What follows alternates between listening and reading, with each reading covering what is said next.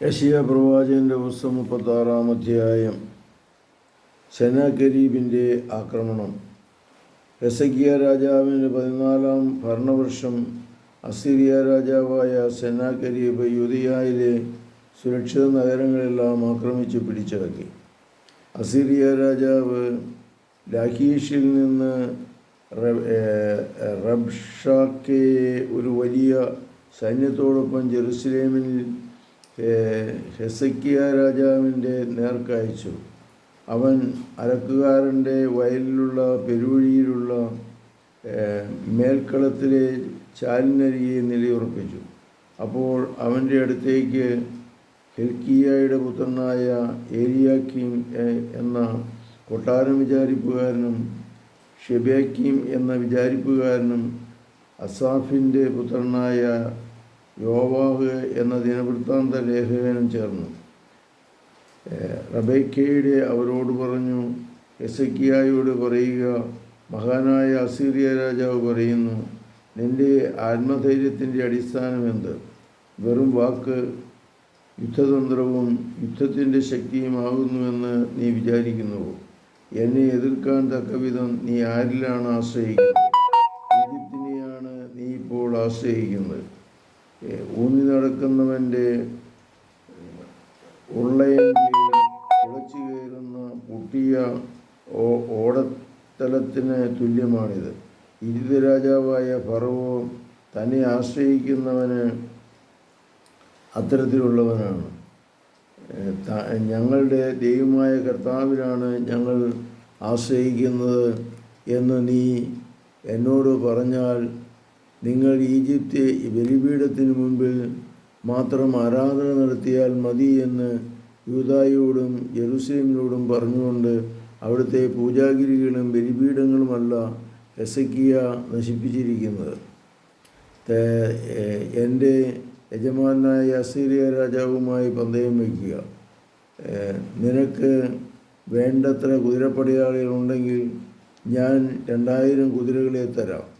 രഥങ്ങൾക്കും കുതിരപ്പടയാളികൾക്കും വേണ്ടി ഈജിപ്തിനെ ആശ്രയിക്കുന്ന നിനക്ക് എൻ്റെ യജമാനൻ്റെ ഏറ്റവും ചെറിയ ദാസന്മാരിൽപ്പെട്ട ഒരു സേനാനായകനെങ്കിലും തിരിച്ചോടിക്കാൻ കഴിയുമോ? കർത്താവിൻ്റെ സഹായമില്ലാതെയാണോ ഈ ദേശത്തെ നശിപ്പിക്കുവാൻ വേണ്ടി ഞാൻ പുറപ്പെട്ടിരിക്കുന്നത്? കർത്താവ് എന്നോട് അരുളി ചെയ്തു, ഈ ദേശത്തിൻ്റെ നേരെ ചെന്ന് അതിനെ നശിപ്പിക്കുക. അപ്പോൾ എസെക്കിയാമിലും ബെഞ്ചമിനിലും യോഹാബും കൂടി റഷീമിനോട് പറഞ്ഞു, നിന്റെ ദാസന്മാരോട് ദയവായി അരമിയ ഭാഷയിൽ സംസാരിക്കുക, ഞങ്ങൾക്ക് അത് മനസ്സിലാകും.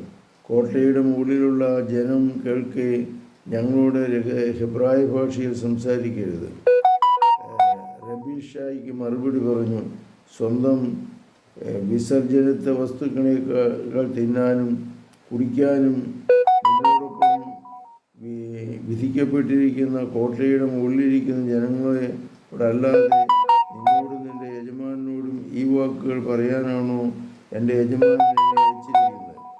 അനന്തരം റബീഷായിക്ക് എഴുന്നേറ്റു എന്ന് ഹെബ്രായ ഭാഷയിൽ ഉറക്കെ വിളിച്ചു പറഞ്ഞു, മഹാനായ അസീറിയ രാജാവിൻ്റെ വാക്കുകൾ ശ്രവിച്ചാലും. രാജാവ് പറയുന്നു, ഹെസക്കിയ നിങ്ങളെ വഞ്ചിക്കാതിരിക്കട്ടെ, നിങ്ങളെ രക്ഷിക്കുവാൻ അവന് കഴിയുകയില്ല. നിശ്ചയമായും കർത്താവ് നമ്മെ രക്ഷിക്കും. ഈ നഗരം അസീറിയ രാജാവിൻ്റെ പിടിയിൽ അമരുകയില്ല എന്ന് പറഞ്ഞ് കർത്താവിൽ ആശ്രയിക്കാൻ ഹെസക്കിയ നിങ്ങൾക്ക് ഇടയാക്കാതിരിക്കട്ടെ. നിങ്ങൾ ഹെസക്കിയായുടെ വാക്കുകൾക്ക് ശ്രദ്ധിക്കരുത്. അസീറിയ രാജാവ് പറഞ്ഞു, സമാധാന ഉടമ്പടി ചെയ്ത് നിങ്ങൾ എൻ്റെ അടുത്ത് വരുവിൻ. അപ്പോൾ നിങ്ങൾക്ക് സ്വന്തം മുന്തിരിയിൽ നിന്നും അത്തിവൃക്ഷത്തിൽ നിന്നും ഭക്ഷിക്കുന്നതിനും സ്വന്തം തോട്ടിൽ നിന്ന് കുടിക്കുന്നതിനും ഇടവരും. ഞാൻ വന്ന് നിങ്ങളോടേതുപോലെ ഉള്ള ഒരു നാട്ടിലേക്ക്, ധാന്യങ്ങളുടെയും വീഞ്ഞിൻ്റെയും നാട്ടിലേക്ക് നിങ്ങളെ കൊണ്ടുപോകുന്നവരെ നിങ്ങൾ അങ്ങനെ കഴിയും. കർത്താവ് നമ്മെ രക്ഷിക്കും എന്ന് പറഞ്ഞ് ഹെസക്കിയ നിങ്ങളെ വഞ്ചിക്കാതിരിക്കട്ടെ. ഏതെങ്കിലും ജനതയുടെ ദേവൻ അസീറിയ രാജാവിൻ്റെ കയ്യിൽ നിന്ന് സ്വന്തം ജനത്തെ രക്ഷിച്ചിട്ടുണ്ടോ? ഹെമാത്യൻ്റെയും അൽപ്പാദിൻ്റെയും ദാസന്മാർ എവിടെ? സെഫാറിയ നിമിത്തം നിമീൻ്റെ ദേവന്മാർ എവിടെ? സമറിയായെ എൻ്റെ കയ്യിൽ നിന്ന് മോചിപ്പിക്കുവാൻ അവർക്ക് സാധിച്ചു. ഈ രാജ്യങ്ങളിലെ ദേവന്മാരിൽ ആരാണ് നിങ്ങളുടെ രാജ്യങ്ങളെ എൻ്റെ പിടിയിൽ നിന്ന് മോചിപ്പിച്ചിട്ടുള്ളത്? യെരുശലേമിനെ എൻ്റെ കയ്യിൽ നിന്ന് കർത്താവ് രക്ഷിക്കുമെന്ന് പിന്നെങ്ങനെ കരുതാം? ജനം അവനോട് മറുപടിയൊന്നും പറഞ്ഞില്ല. എന്നാൽ അവനോട് മറുപടി പറയരുതെന്ന് രാജാവ് കൽപ്പിച്ചിരുന്നു.